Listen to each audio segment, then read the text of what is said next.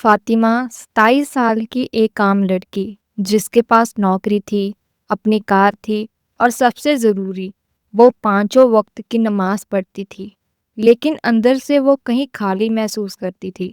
جب بھی وہ نماز کے لیے کھڑی ہوتی اس کا دل خالی خالی لگتا، مانو وہ صرف شاریرک کریائیں کر رہی ہو۔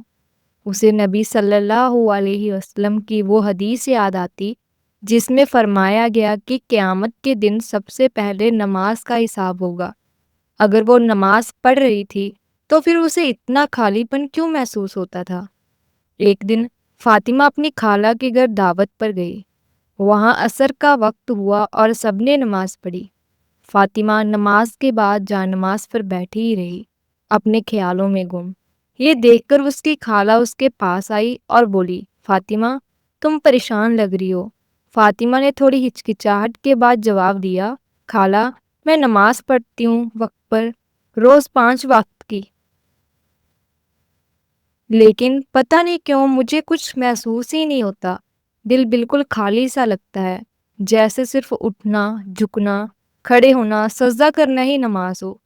اس کی خالہ مسکرائی اور بولی، بیٹا تم اکیلے نہیں ہو، بہت سے لوگ ایسا محسوس کرتے ہیں، لیکن سنو میں تمہیں ایک خاص کہانی سناتی ہوں جس کے بعد تمہیں اپنا جواب مل جائے گا۔ فاطمہ کی خالہ نے کہانی سنانا شروع کیا۔ انہوں نے بتایا کہ سالوں پہلے وہ ایک مسجد میں قرآن کی کلاس کرنے جاتی تھی۔ وہاں ان کی ملاقات ایک عورت سے ہوئی جو انہی کے ساتھ کلاس کرنے آتی تھی۔ وہ بے حد سادی مہلا تھی، زیادہ پڑھی لکھی نہیں۔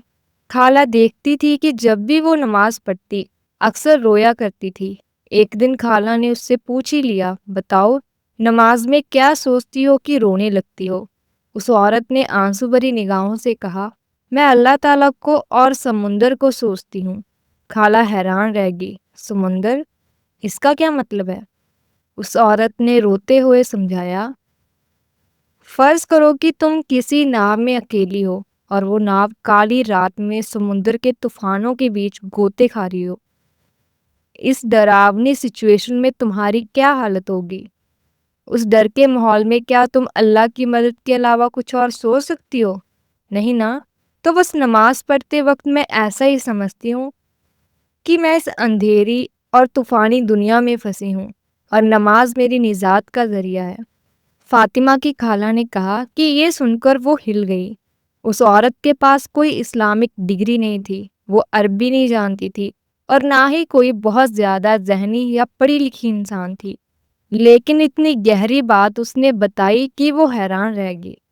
فاطمہ کی خالہ کی کہانی سن کر فاطمہ کی آنکھوں میں آنسو آ گئے۔ فاطمہ نے کہا، اب بس بہت ہو گیا خالہ، اب میں اپنی نماز کو ضائع نہیں ہونے دوں گی۔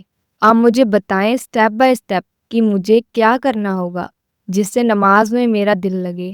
فاطمہ کی خالہ نے اسے 5 سرل اور کارگر سجھاؤ دیے۔ نمبر 1، تیاری۔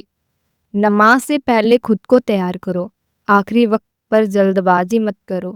اچھی طرح وضو کرو اور پھر 1 منٹ چپ چاپ بیٹھو، سوچو میں اللہ سے ملنے جا رہی ہوں۔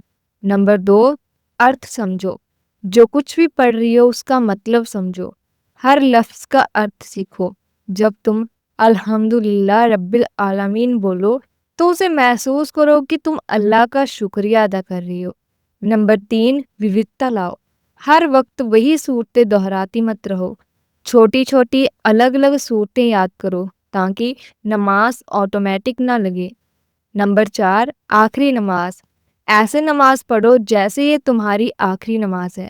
محمد صلی اللہ علیہ وسلم نے فرمایا ہے، جب نماز میں کھڑے ہو تو ایسے سوچو کہ یہ تمہاری آخری نماز ہے۔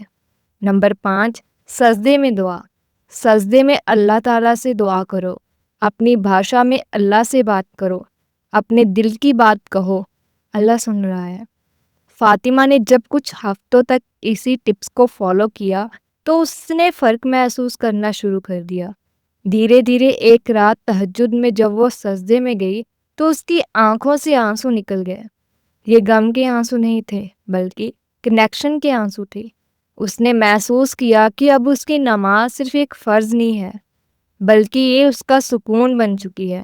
اگر آپ کی نماز بھی آپ کو خالی محسوس ہوتی ہے تو اس کا مطلب یہ نہیں کہ آپ کا ایمان کمزور ہے، بلکہ اس کا مطلب یہ بھی ہو سکتا ہے کہ آپ کا دل اللہ کی طرف اور بھی زیادہ جانا چاہتا ہے، اور جب آپ اسے جانے دیتے ہیں تو نماز آپ کا سیف پلیس بن جاتی ہے۔ کیا آپ فاطمہ کے ان انبھووں سے کچھ سیکھ پائیں گے، یا آپ کے من میں نماز کو لے کر کوئی اور بھی سوال ہے؟ اگر آپ کے من میں کوئی بھی سوال ہے تو آپ مجھے کمنٹ باکس میں کمنٹ کر کے اپنا سوال پوچھ سکتے ہیں۔ کیا آپ کی نماز بھی آپ کو خالی محسوس ہوتی ہے؟